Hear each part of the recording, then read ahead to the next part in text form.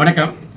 தேசிய இயற்கை மருத்துவ தினத்தை முன்னிட்டு வருகின்ற 18/11/2025 இந்தியா முழுவதும் கொண்டாட இருக்கின்றோம். அந்த வகையில் ஹோலிஸ்டிக் வெல்னஸ் கேர் சென்டர் மற்றும் ஸ்ரீ சுகம் ட்ரஸ்ட் இணைந்து பல்வேறு நிகழ்ச்சிகள் அன்றாட மக்கள் விழிப்புணர்வுகள் ஏற்படுத்தும் விதமாக செயல்பட்டு கொண்டிருக்கின்றது, நடத்தி கொண்டிருக்கின்றோம்.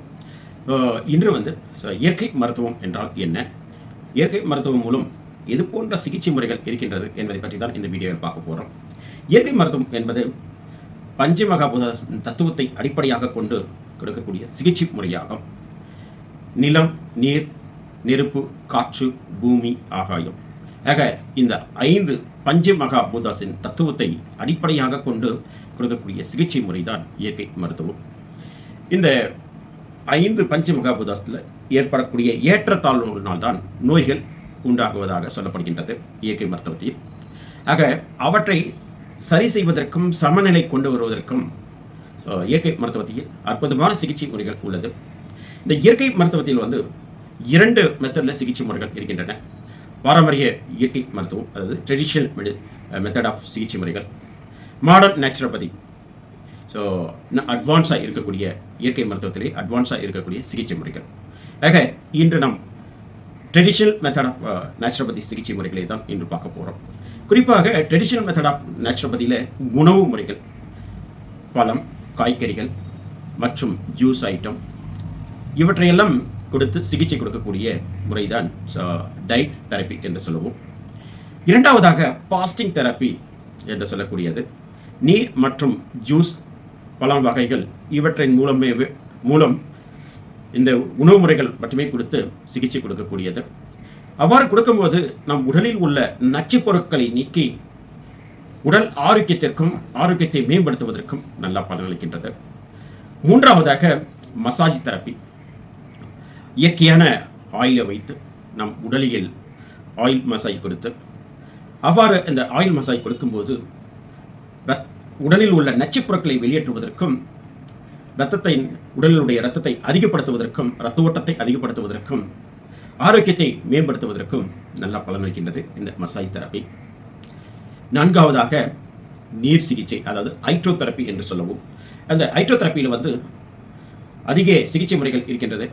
குறிப்பாக எனிமா சிகிச்சை, ஸ்டீம் பாத், ஸ்பைனல் ஸ்ப்ரே என்று சொல்லக்கூடிய சிகிச்சை முறைகள், ஃபுல் இம்மர்ஷன் பாத் என்று சொல்லக்கூடிய சிகிச்சை முறைகள். ஆக ஹைட்ரோதெரப்பியில் பல சிகிச்சை முறைகள் இருக்கின்றன.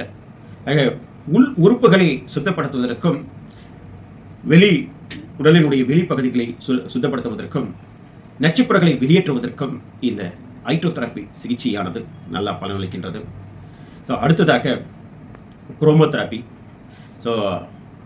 குரோமோதெரப்பி என்பது அதாவது சூரிய ஒளி, ரெயின்போ கலர் என்று சொல்லுவோம்.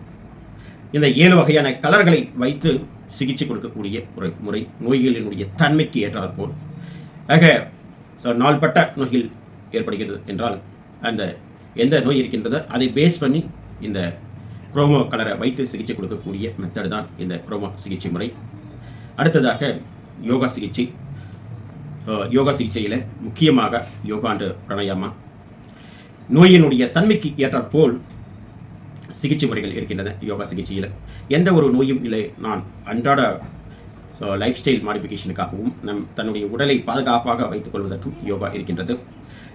நாள்பட்ட நோய்கள் இருந்தால் அவற்றிலிருந்து விடுபடுவதற்கும், அவற்றை கட்டுப்படுத்துவதற்கும், மறுவாழ்வு கொடுப்பதற்கும் யோகா சிகிச்சை முறைகள் இருக்கின்றன. ஆகவே இது போன்ற சிகிச்சை முறைகள் ட்ரெடிஷ்னல் மெத்தட் ஆஃப் நேச்சுரோபதி சிகிச்சை முறைகள்.